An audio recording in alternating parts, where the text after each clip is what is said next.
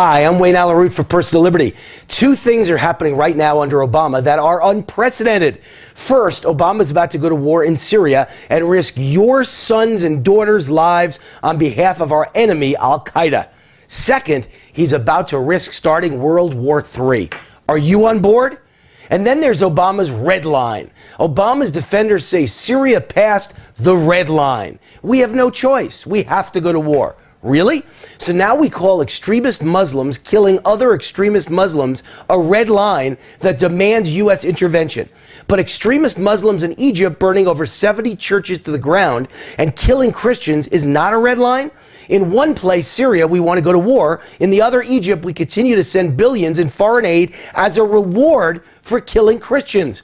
Do you support Obama's definition of a red line? I know I don't. So why the rush to war? Could it be because America's unemployment problem under Obama is unfixable? 90 million working-age, able-bodied Americans are not working. The labor participation rate is the lowest for men since 1947, since measurement began. Obama has no way out. The same holds true for our partners in the EU, like the UK and France. Unemployment, 12.1%, the worst in history. 20 million Europeans are unemployed. Youth unemployment in the EU is just under 25%. How do you solve such a human psychological disaster? The answer is you go to war. Voila! Suddenly young people with no job prospects have a job in the military. They have a check, a place to live, something to do. They no longer have time to commit violent crimes or riot in the streets. America got out of the last Great Depression with the help of World War II. How convenient that Obama lit the fuse for the Arab Spring, helped to topple dictators friendly to U.S. interests, and took the side of the Muslim Brotherhood. Now it's all coming home to roost. We fomented instability, supported the radicals who hate America and want to destroy Israel, and now we're feigning shock that the Middle East is in flames. Remember that line from the police captain in the movie Casablanca? He said, "I'm shocked to find that gambling is going on here in this casino," as they handed him his winnings.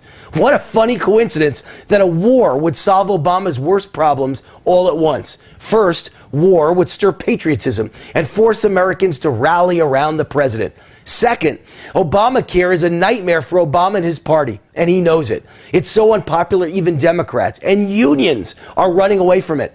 Congress is running away from it. They've passed a law to exempt themselves. Obama himself is running away from it. He's postponed major aspects of Obamacare so that he doesn't lose in a landslide in 2014. Going to war is the perfect distraction at the perfect time to get people's minds off Obamacare. And third, Obama couldn't find a job if it hit him in the face. He couldn't spell jobs, but war creates instant jobs. And by the way, a few thousand people getting killed, that thins the ranks of the unemployed for years to come. Nonsense, Obama's supporters will protest. You know, the same people that marched in the streets protesting our involvement in Iraq.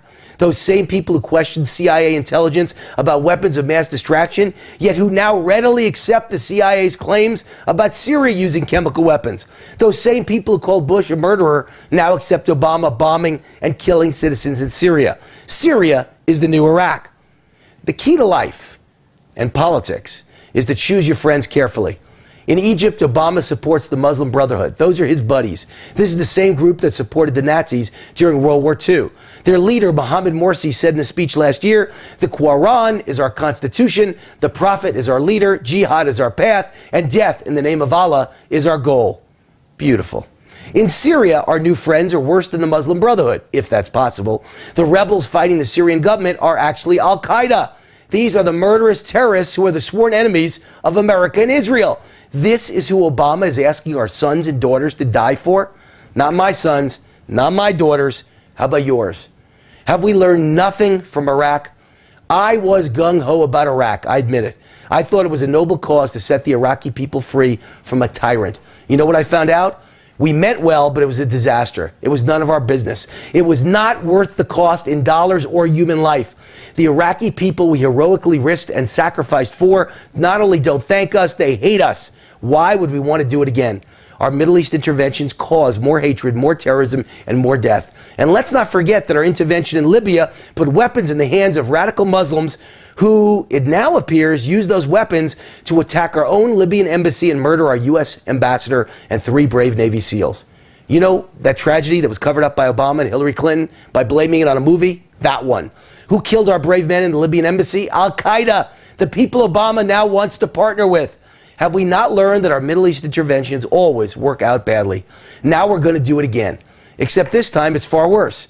This time Russia and China and Iran are on Syria's side. This time it could lead to World War III. Have we lost our minds? Here are the obvious questions. First, was this Obama's plan from the start? Was this his reason for creating instability in the Middle East and toppling our allies and friends? Was this his only way out to prevent the U.S. economy from collapsing? Is war the perfect distraction from the economic carnage caused by Obama's policies? Second, would you send your son or daughter to die to support Al-Qaeda?